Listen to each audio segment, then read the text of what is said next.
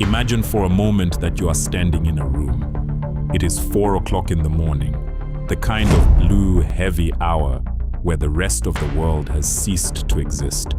You are alone, but you are not lonely, because hanging on the wall in front of you, illuminated by nothing but a dim desk lamp, is a piece of divinity, a Rembrandt, a Vermeer, something that shouldn't be here, in this cramped, two-bedroom apartment above a bakery. You didn't steal it for the money. If you tried to sell it, the world would collapse on your head in hours. You didn't steal it for the fame, because no one can ever know you have it. You stole it because you looked at it once, in a crowded museum, and you felt a pull so violent, so physical, that you realized you couldn't live another day without being the only person in the world who could look it in the eye. This is the story of the Great Art Ransom, but it isn't a story about greed. It's a story about a heist where the ransom wasn't paid in diamonds or untraceable bills. It was paid in the most dangerous currency of all, pure, obsessive love. In the world of high-end art theft, there's a profile we all expect. We think of the Thomas Crown affair. We think of suave mercenaries in black turtlenecks, laser grids, and high-tech glass cutters. We think of international syndicates moving canvases through the ports of Geneva to be hidden in the vaults of oligarchs. But reality is often much quieter and much more haunting. Our story begins not with a bang, but with a click, the sound of a side door at the Municipal Museum being left slightly ajar. A simple human error. A janitor's lapse. A security guard's heavy eyelids. Enter a man we'll call Julian. Julian isn't a criminal mastermind. He doesn't have a record.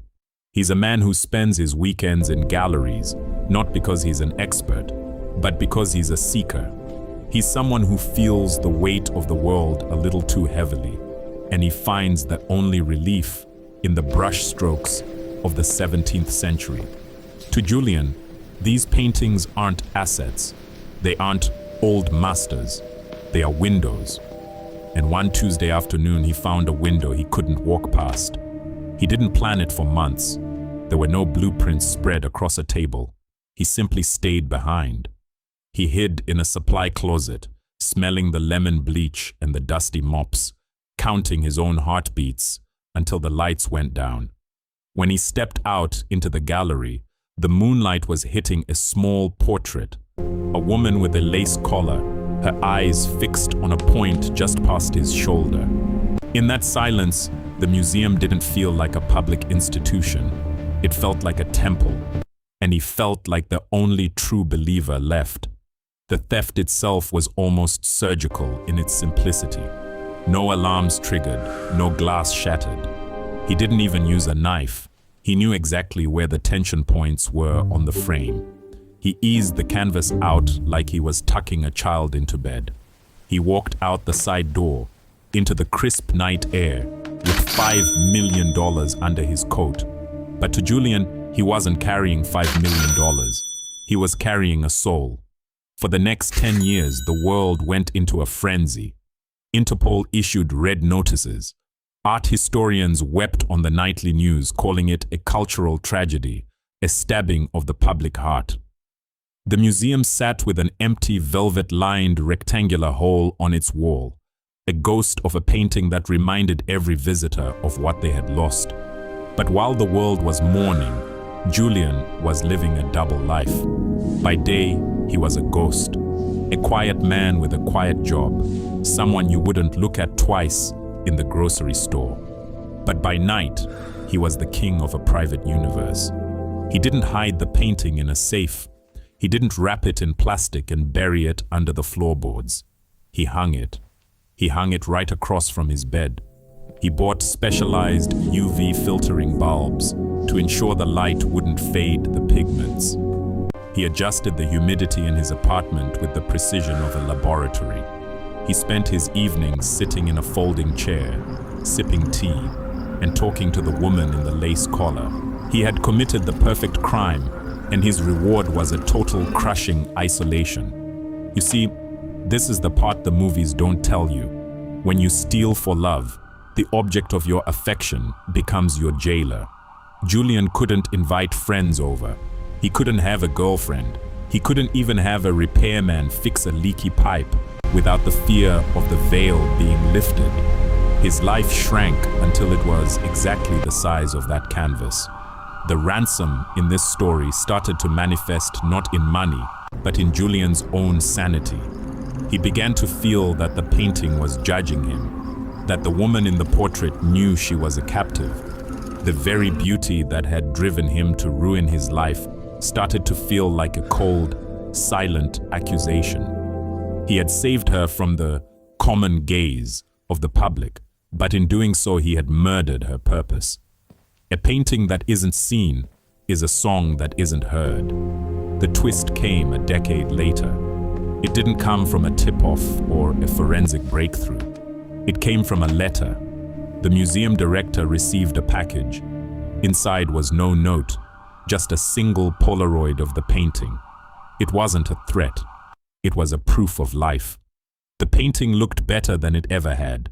It was clean, vibrant, loved. A week later, a phone call. Julian's voice was cracked, the voice of a man who hadn't spoken to a human being in a very long time. He didn't want money. He didn't want immunity. He made one request. I will leave her on a bench in the park at midnight, but you have to promise me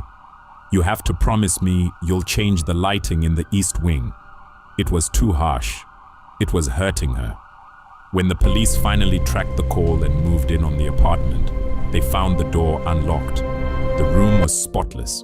The folding chair was still there, facing the empty spot on the wall where the lady in the lace collar had lived for 3,650 days. Julian was gone. He was never found. He didn't take a single souvenir. He didn't leave a fingerprint. He simply evaporated back into the crowd, a man who had spent 10 years in heaven and realized he didn't belong there. The painting returned to the museum. There was a gala. There were speeches. The hole in the public heart was filled. But if you go there today and you stand in front of that portrait, you might notice something. The lighting is different. It's softer, warmer. We like to think of art as something we own, something we put in a frame and give a price tag to. We think of thieves as people who take things away from us. But Julian's story forces us to look at the dark side of devotion. It asks us, what is the difference between loving something and possessing it? Most people walk through a museum and see a collection of objects. Julian saw a collection of lives. He was a criminal, yes. He was a thief who robbed the world of its heritage. But in his own twisted, lonely way, he was perhaps the only person who truly understood what that painting was worth. He paid for it with 10 years of his life. He paid for it with his silence. And in the end, he gave it back, not because he was caught, but because he realized that true love means letting go, even if it leaves you with nothing but an empty wall and the memory of a face you can never see again. As the lights go down in the gallery tonight, the lady in the lace collar sits in the dark. She is back where she belongs, belonging to everyone, which means she belongs to no one. And somewhere out there, in a quiet apartment we will never find, a man sits in a folding chair, looking at the shadows, finally, painfully, at peace.